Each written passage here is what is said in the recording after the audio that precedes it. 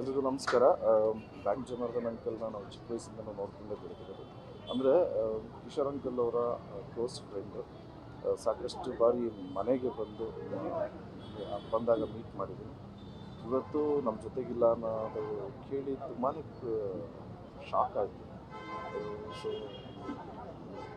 ದಿವಂಗತರಾದ bank Janardhan ಸರ್ಗೆ ಅವರ ಆತ್ಮಕ್ಕೆ ಶಾಂತಿ ಸಿಗಲಿ, ಅವ್ರ ಕುಟುಂಬಕ್ಕೆ ಆ ಭಗವಂತ ಧೈರ್ಯ ಕೊಡಲಿ ಅಂತ ಕೇಳ್ತಾ ನಾನು ಮಾತು ಮುಗಿಸ್ತಾ ಇದ್ದೀನಿ. ಜಯ ಅನ್ಸುತ್ತೆ. ಈಗ ಹಿರಿಯ ಕಲಾವಿದರು ಒಂದು ಒಡನಾಟ ಜರ್ನಿ ಸಾಕು ಬಂದಿದ್ದು ಹೆಂಗೆ ಅನ್ಸುತ್ತೆ? ನಾವೆಲ್ಲ ಕಲಾವಿದರು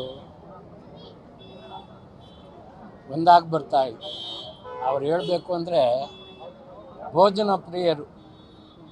ಊಟ ಅಂದರೆ ಮೊದಲೇ ಅಲ್ಲಿ ಊಟ ಮಾಡೋಣ, ಅಲ್ಲಿ ದೋಸೆ ತಿನ್ನೋಣ, ಅಲ್ಲಿ ಹೀಗೆ ಬರೀ ಊಟದ ವಿಷಯನೇ.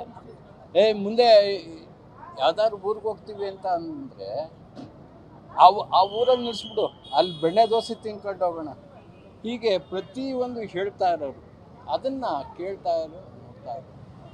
ಬನ್ನಿ ಎಲ್ಲ ಸೇರ್ಕೊಳ್ಳೋಣ, ಎಲ್ಲ ನಾಟಕಕ್ಕೆ ಹೋಗ್ತಾಯಿದ್ದು, ನಾಟಕ ಮಾಡ್ತಾಯಿದ್ದು.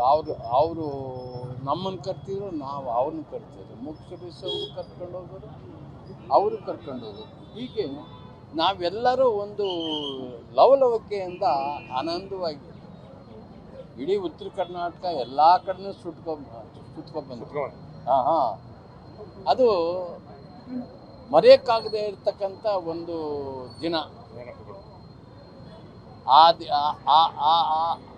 ಆ ದಿನ ನೆನೆಸ್ಕೊಂಡಾಗ ಇವತ್ತು ನೋವಾಗುತ್ತೆ. ಅಯ್ಯೋ, ಬ್ಯಾಂಕು ನಮ್ಮ ಜೊತೆ ಇಲ್ವಲ್ಲ, ಯಾಕೆ ಹಿಂಗಾಯಿತು ಏನು ಅಲ್ಲ.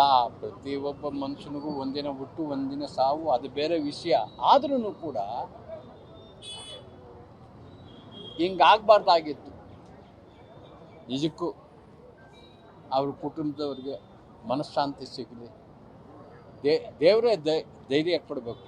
ಎಲ್ಲರಿಗೂ, ಪ್ರತಿಯೊಬ್ಬರಿಗೂ ದೇವರು ಧೈರ್ಯ ಕೊಡಬೇಕು. ಆ ಧೈರ್ಯ ಕೊಟ್ಟಾಗ ಬಾಳಕ್ಕೆ ಸಾಧ್ಯತೆ, ಬದುಕಕ್ಕೆ ಸಾಧ್ಯತೆ. ದೇವರು ಒಳ್ಳೇದು ಮಾಡಲಿ. ಎಲ್ಲರಿಗೂ ಧನ್ಯವಾದ.